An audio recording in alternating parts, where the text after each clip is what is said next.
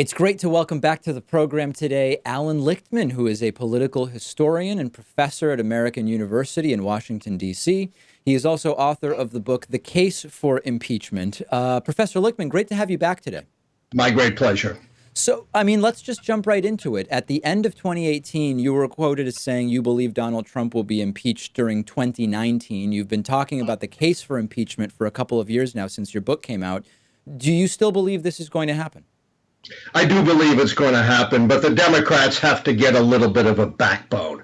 Look, I love Jerry Nadler, the head of the House Judiciary Committee. He was my high school debate partner back in the 1960s. But I hate the way he is equivocating, backing and filling, putting his finger in the political winds. The same with Nancy Pelosi, the House leader. Look, Nadler said we're in a constitutional crisis. I agree. But there is a constitutional remedy, and that is impeachment. The U.S. House has the sole authority for impeachment, and the founders advisedly put impeachment into the Constitution, not as some catastrophe, but as a legal, peaceful, and orderly means for dealing with a rogue leader, as opposed to the way they dealt with them in their own time, assassination or revolution. And there are so many grounds on which to begin an impeachment investigation. Of course, obstruction of justice, which was articles voted against Richard Nixon in the Judiciary Committee, against Bill Clinton by the full House. Of course, abuse of power, failure to honor legal subpoenas, violation of the Emoluments Clause of the Constitution, and probably financial crimes, including illegally using his charity to promote his election and perhaps corrupting the inaugural committee.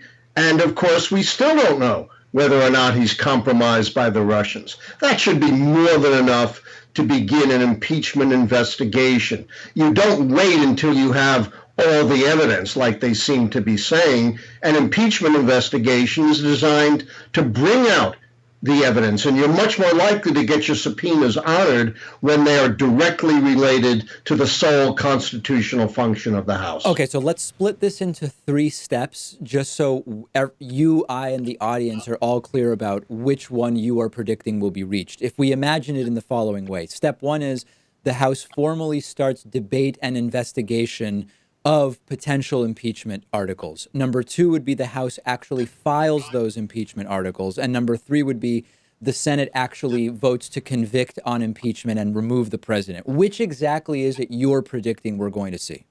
By the way, you've missed maybe the most important step there. And everybody does. No. It's not just That's you. not good. Once a House votes an article or more of impeachment, the Senate does not vote. Rather, a trial is held. Yes. The Senate, automatically, presided over not by Mitch McConnell, the leader of the Senate, but by Chief Justice John Roberts. This is critical because this is formal and focused. And in a trial, the House prosecutors, smart people like Jerry Nadler and Adam Schiff, get to point an accusing finger at the president to present their case, and his lawyers have to defend him with credible arguments and evidence, not just spin, and the focus of the nation will be upon this. So of the 4 steps, now that you have very politely added one in between the second and third ones I outlined, which level of that 4-step process are you actually predicting here? I'm predicting the impeachment and the trial. But as I said, I have been bitterly disappointed by the lack of a spine on the part of House Democrats. I don't know what they're afraid of.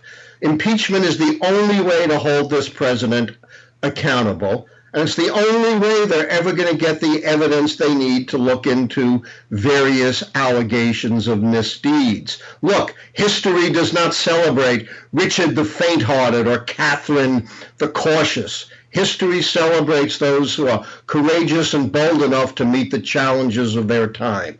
And if the Democrats don't act, they will become worse enablers of Donald Trump than the Republicans. So let's go through all of the devil's advocate arguments here. One is that it could go a different way for Democrats, that actually moving forward on impeachment when we have every sense that Republicans would never actually vote to convict in the Senate could potentially backfire on Democrats in 2020 and embolden Donald Trump. What do you say? Incorrect.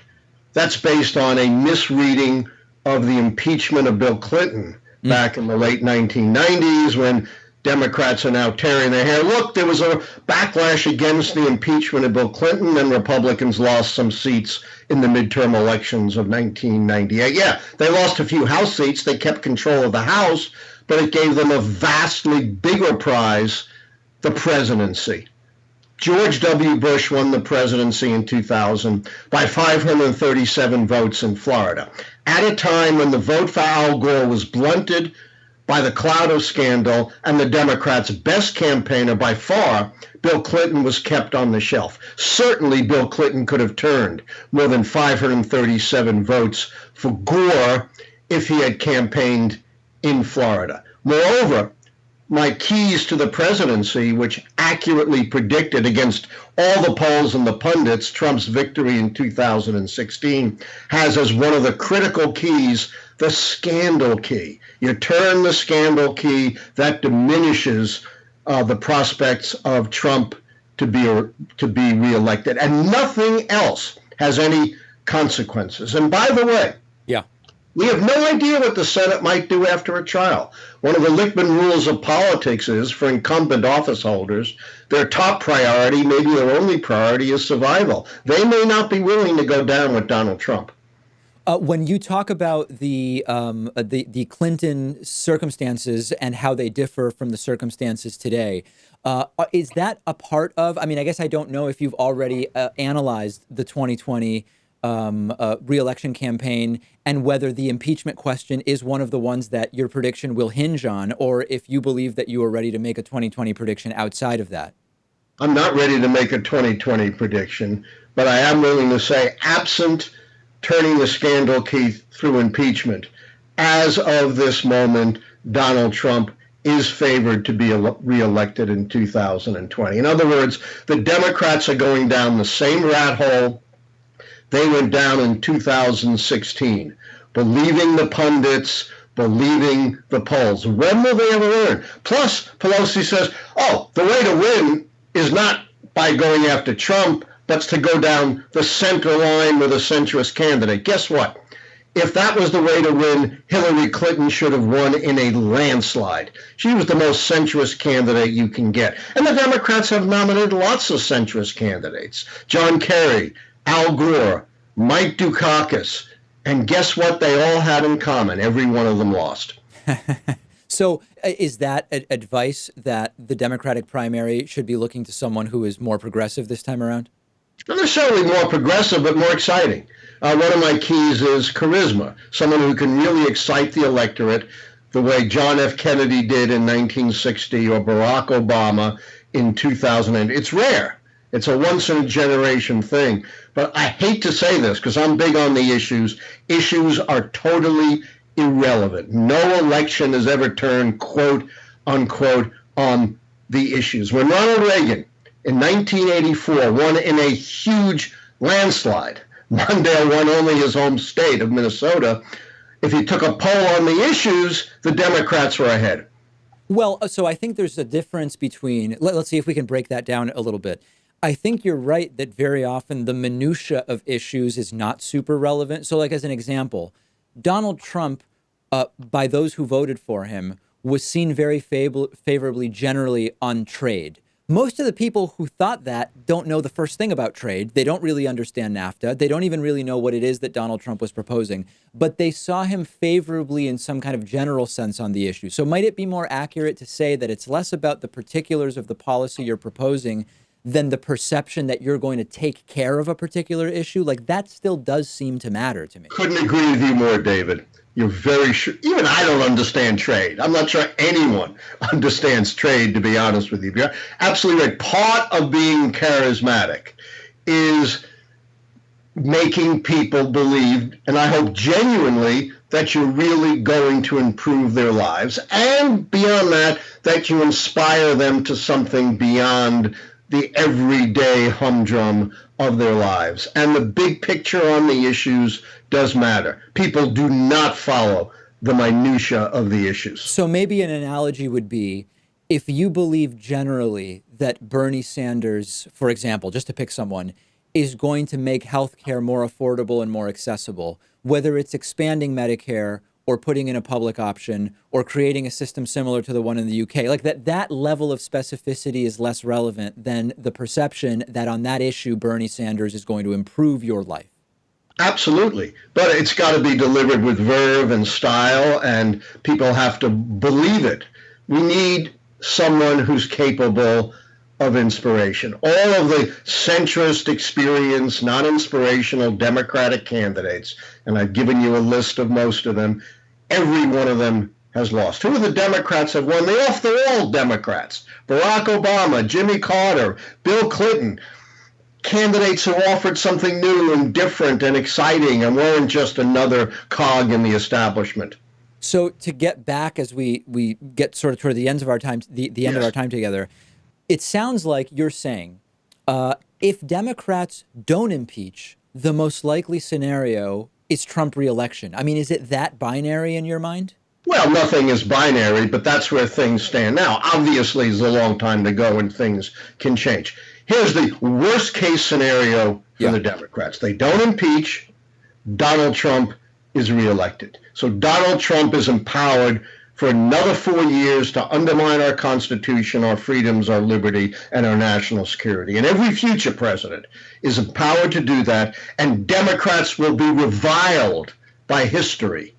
And instead, they have an opportunity to seize the moment, to be Richard the Lion-hearted, not Richard the Chicken-hearted. Yeah, I mean, that's why I'm having a hard time getting away from the impeachment thing, because I can understand arguments that it's possible, like I know you disagree, it's possible that there could be unforeseen strategic issues with a failed impeachment attempt. I understand that we could make the argument that, hey, maybe Mike Pence could actually get more damaging things done. That's a debate that could be had.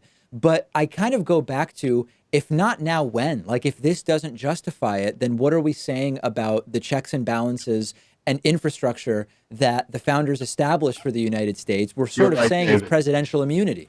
If we don't move now, we have taken 2 giant steps towards autocracy in this country. If what this president has done does not justify even an impeachment inquiry, then what possibly could? We've pretty much empowered our presidents to move ever so much closer to Vladimir Putin in Russia, which is exactly what Donald Trump wants. He wants to be an autocrat.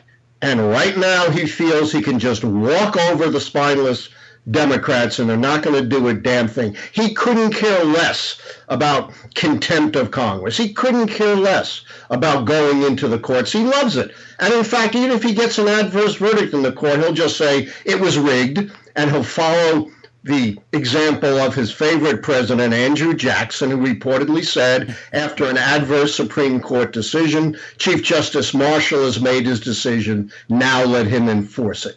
Only impeachment is the proper, appropriate constitutional check on this president. Professor Allan Lichtman's book is The Case for Impeachment. He's a political historian, also a professor at American University in Washington, D.C. So appreciate your time again on the program today. Awesome, David. Take care.